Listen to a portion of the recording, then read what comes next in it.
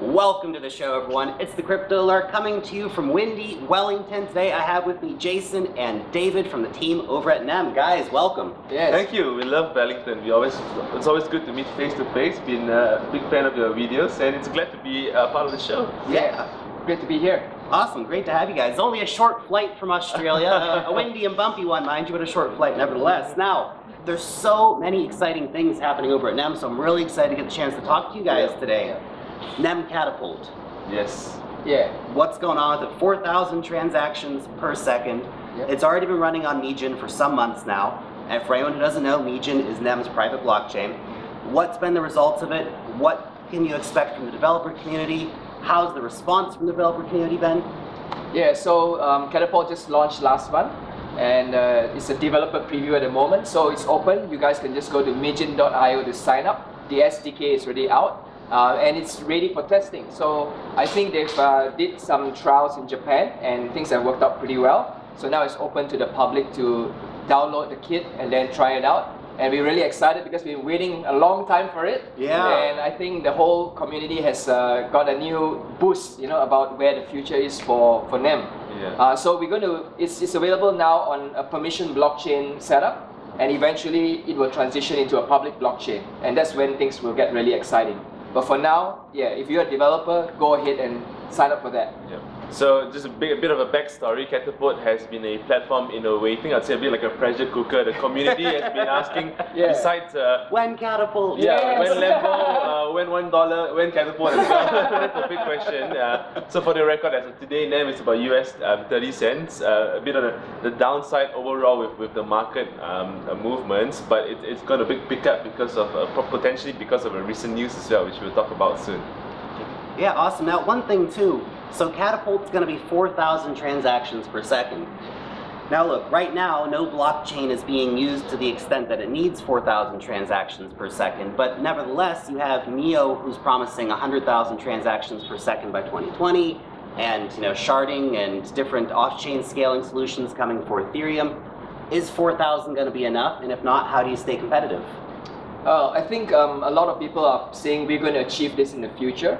I'd rather look at what's in the present right now. So we know that Catapult can achieve 4,000 transactions per second, and that's not a dream, that's not something we plan to achieve, that's what it can do right now. So let's work with what we have, and then we'll deal with the future when it comes. Talk about today, we're talking about Visa, the payment network's about 1,700 transactions per second, Bitcoin still between the 7 to 10 range, and then Ethereum at 20 transactions. So we're still compared to the local payment network and existing platforms. We're still a long way to go, but it's always good to have that whole big vision and idea. I know that 4,000 transactions per second has been thrown around quite a bit, but what we like to focus on is actually having that 4,000 transactions. Not just a number. Yeah, proper use cases coming out from it. Yeah. That's it. Well, it's of course important to actually make sure that this is actually happening. That's right. And that's happening today. 4,000 transactions per second is happening already. And of course, compared to a lot of other blockchains, which like I said, they're planning on it, but we're not there yet. Yeah, and we don't know when it's going to come, right? That's it. That's it.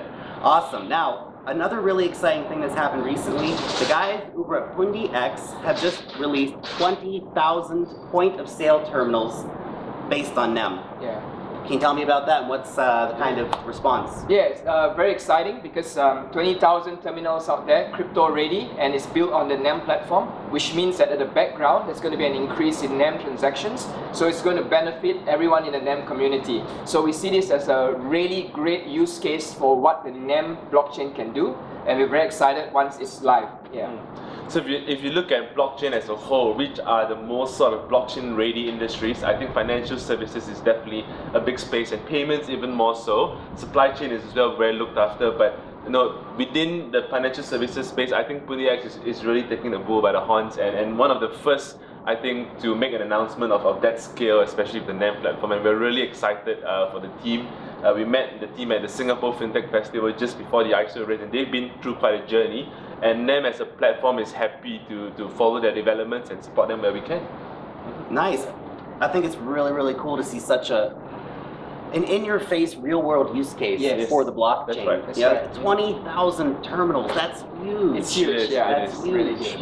Yeah. And now that's in Southeast Asia, correct? Yes. That's right. So that's such an interesting region as well. You know, the development that's going on there right now, all across the region, we see massive interest in cryptocurrencies in Malaysia, in Singapore, in Thailand, Indonesia, the Philippines. Everybody's going crypto crazy. So it's really, I think, a great time for them to get in there and have that public image out there. So yeah, and we are, and I can want to reinforce the commitment as well. There was an announcement about a NEM specific blockchain center, and that's going to be in Kuala Lumpur. In fact, I'm taking a trip to Malaysia because we are in our final touches for launch sometime this year. And essentially, the NEM blockchain center would be a center of excellence where you can fit 200-seater capacity in an event hall, co-working spaces, potentially incubator and accelerator program, and then venture fund. So very excited for it to be in Kuala Lumpur itself, and that's something that I think we can all watch out for with the growth of Southeast Asia as a developing nation and developing blockchain platforms as well.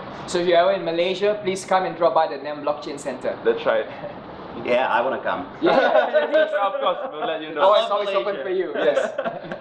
Awesome. Now, NEM is an open source blockchain, and sometimes the results of open source projects may not always be as newsworthy as you want them to be. The Petro is a NEM mosaic. Now, what is the response from the NEM team about the Petro? I mean, I was thinking about it yesterday, I was thinking, gosh, that's kind of cool because it's going to mean NEM blockchain is going to get massive use, but then Venezuela, government. So what do you guys have to say about it? Yeah, well, NEM, obviously, we are a technology platform, so we are apolitical, and it's open. Anybody can use it. Yeah. So, I mean, if the government wants to use it, that's their prerogative. But it's not something that, you know, we have pushed for or we are encouraging. It's just available for everyone. And it's true, I mean, whoever uses the platform, there's going to increase adoption, there's going to increase, you know, ZEMs being transacted at the background, and its publicity.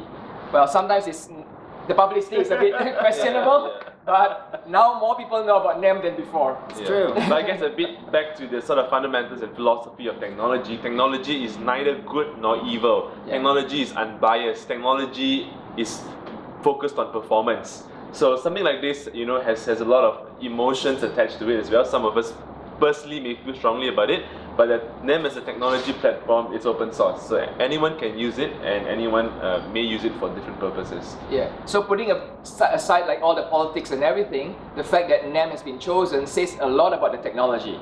And I think that's probably how we should look at it. That's true. That's true. And of course, pretty soon, millions of Venezuelans are going to be using the NEM blockchain. Yeah. That being said, you want to see the execution and actually the potential build. That's true. That's true. That's true. They got to deliver.